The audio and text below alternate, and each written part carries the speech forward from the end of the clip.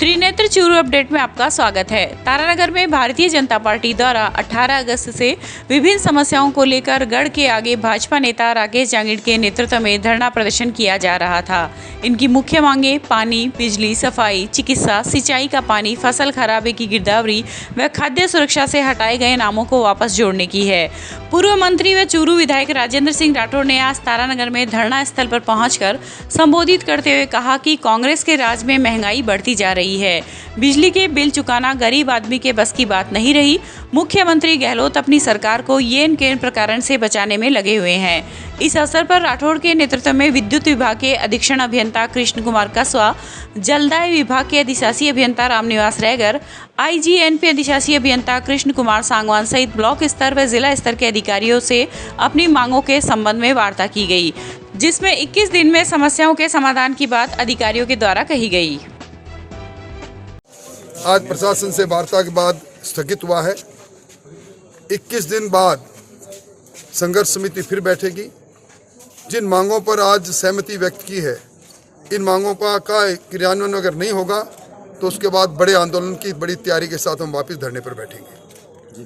आज कुछ मांगों पर सहमति बनी है, विशेष तौर पर पीने के पानी को समस्या को लेकर, और शहर के अंदर पूरी टीम चलेगी। और इसके साथ बिजली के बिलों के दुरुस्ती के लिए हर ग्राम पंचायत में कैंप लगेगा, और जितनी शहर के अंदर लाइटें खराब है 1 सप्ताह के अंदर लाइटें ठीक करेंगे।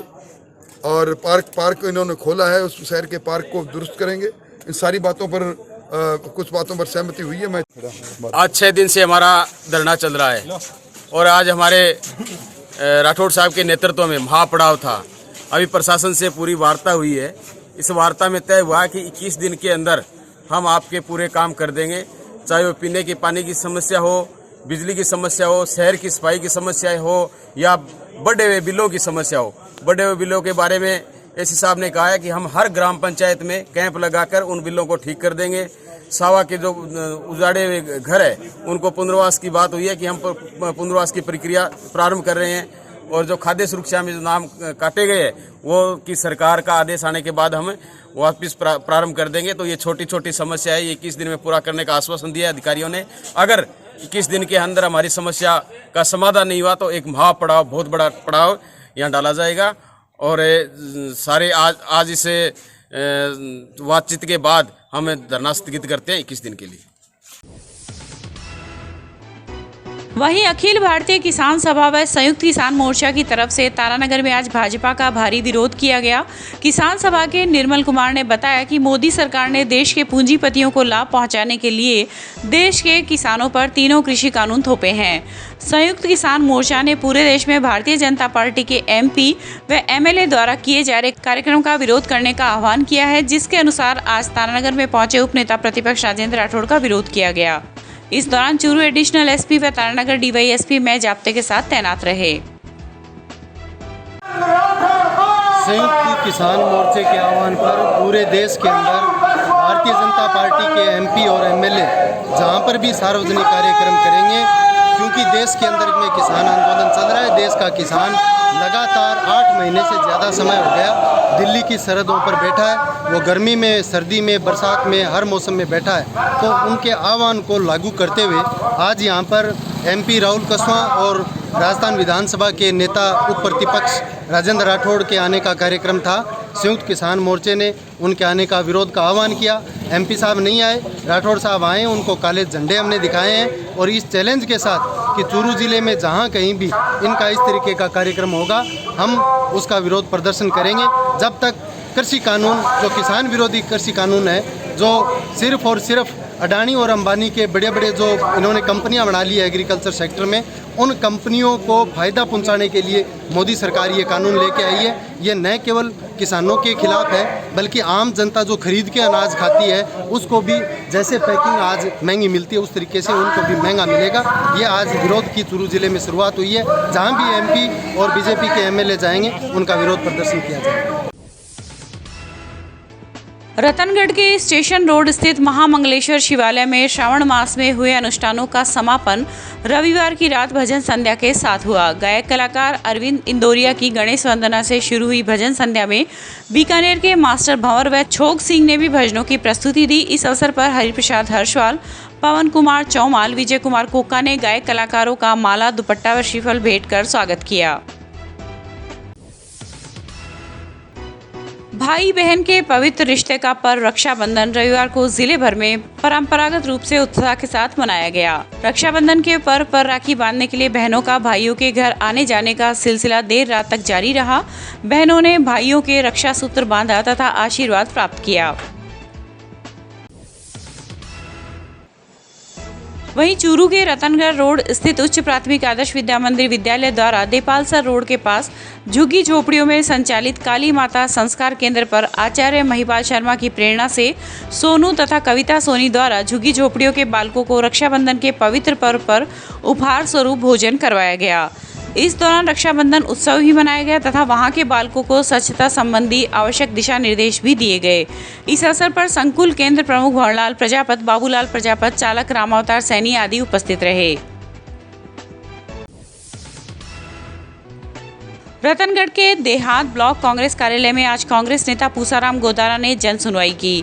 इस दौरान परसनेऊ, लाछड़सर, भानुदा के लोगों ने गोदारा से मिलकर परसनेऊ में भानुदा जीएसएस पर खरीद की गई मूंगफली के बकाया भुगतान को दिलवाने तथा मूंगफली खरीद घोटाले की उच्चाधिकारियों से जांच करवाने की मांग की। इसके अलावा गांव गुसाईसर व लोहा में स्कूल क्रमोन्नत करवाने की भी मांग ग्रामीणों ने की, जिस पर गोदारा ने लोगों के अभाव अभियोग सुनते हुए शीघ्र ही समस्या का समाधान करवाने का आश्वासन दिया।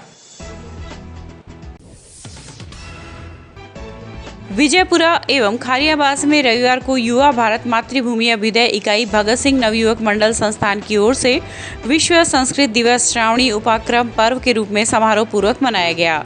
शिक्षाविद अमर सिंह डेरूवाल ने संस्कृत भाषा एवं भारतीय वैदिक आर्ष ज्ञान सभ्यता संस्कृति की वैज्ञानिकता, प्रासंगिकता और प्रामाणिकता पर प्रकाश डालते हुए श्रावणी पूर्णिमा की महत्ता बताई। इस दौरान जिला योग प्रचारक एवं स्वदेशी प्रवक्ता योगाचार्य नरेंद्र भारतीय ने वैदिक राष्ट्रीय प्रार्थना प्रस्तुत कर उपस्थित जनों को एकता, अखंडता, स्वच्छता, अन्न जागरूकता एवं उपहार स्वरूप वीर वीरांगना चित्र व साहित्य अपनाने की शपथ दिलाई। इस अवसर पर मास्टर राजपाल सिंह, मनफूल, मूलचंद सहित ग्रामीण जन मौजूद रहे। लोहसड़ा बड़ा के हिंगलाज माता मंदिर प्रांगण में आज स्थानीय पत्रकारों का स्नेह मिलन कार्यक्रम आयोजित किया गया। कार्यक्रम में निर्णय लिया गया कि हर महीने के तीसरे रविवार को ऐसे कार्यक्रम आयोजित किए जाएंगे। यह आयोजन किसी भी संगठन की ओर से न होकर पत्रकारों के परस्पर ही होगा। इस अवसर पर वरिष्ठ पत्रकार माधव शर्मा, बनवारी लाल दीक्षित, विजय चौहान, महेंद्र सोनी आदि पत्रकारों ने भाग लिया। घांगू गांव के बैकुंठ धाम में आज ग्राम पंचायत की ओर से व ग्रामीण युवाओं के सहयोग से नीम, पीपल, बकायन, शीशम आदि के 200 पौधे लगाए गए। इस दौरान गांव के युवाओं ने श्रमदान किया और साफ सफाई की। पौधरोपण का शुभारंभ युवा व्यवसायी श्याम सुंदर बाटू ने पीपल का पौधा लगाकर किया।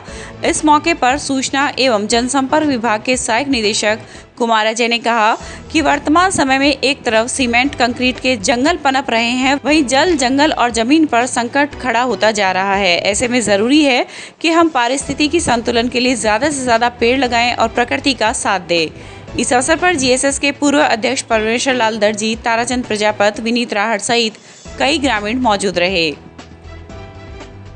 आज घांगू के वैकुंठ धाम में ग्राम पंचायत की ओर से समस्त ग्रामीणों के सहयोग से पौधरोपण किया गया। करीब 200 पौधे बकान के, नीम के, पीपल के लगाए गए हैं। पूर्व में भी यहाँ जो है समय समय पर पौधरोपण किया जाता रहा है और भविष्य में भी जो है आज युवाओं ने संकल्प लिया कि इसमें श्रमदान करके लगातार जो है साप्ताहिक रूप से इसमें श्रमदान करके इस वैकुंठ धाम का स्वरूप जो है निखारेंगे और इसमें ज़्यादा से ज़्यादा पौधरोपण करेंगे। आज हमारे ग्राम घांगू में मुक्ति धाम में पौधारोपण का कार्यक्रम रखा गया, जिसमें 200 के करीबन पौधे लगाए गए, जिसमें पीपल, नीम, शीरस, बकान, टाली के पौधारोपण किया गया।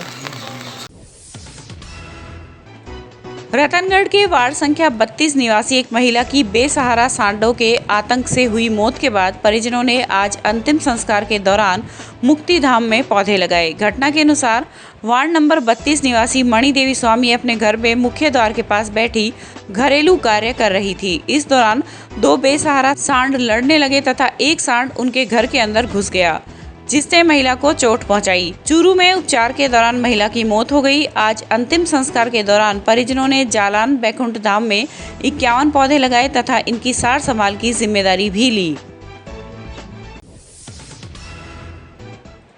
रतनगढ़ में नेशनल हाईवे 11 पर आज ओवरब्रिज के पास एक कार अनियंत्रित होकर पलटी खा गई तथा बिजली पोल से टकरा गई।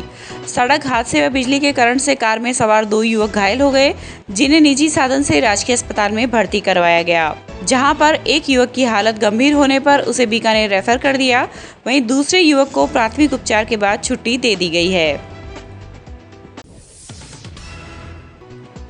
रतनगढ़ तहसील के गांव मालपुर में 55 वर्षीय व्यक्ति ने अपने ही घर में रविवार सुबह किसी समय फांसी का फंदा लगाकर खुदकुशी कर ली।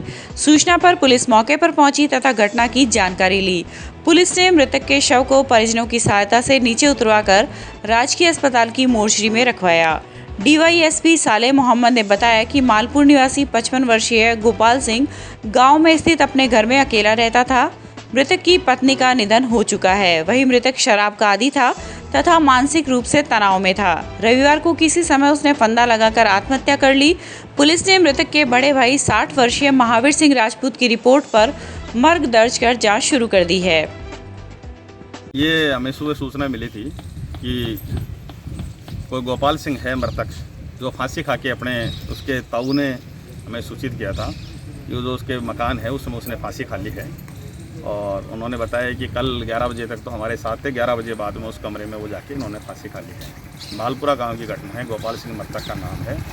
तो अभी हमारी पुलिस गई थी और बॉडी को उनके परिजनों की सहायता से नीचे उतराया गया है और मोर्चरी में रखवा दिया गया है। हम इनका मेडल करवाएंगे और घटना स्थल देख के आएंगे और मर्ग दे रहे हैं, हमें दर्ज करवा रहे हैं। इसके बाद इसकी तफ्तीश करेंगे कि घटना क्या हुई है, कैसे।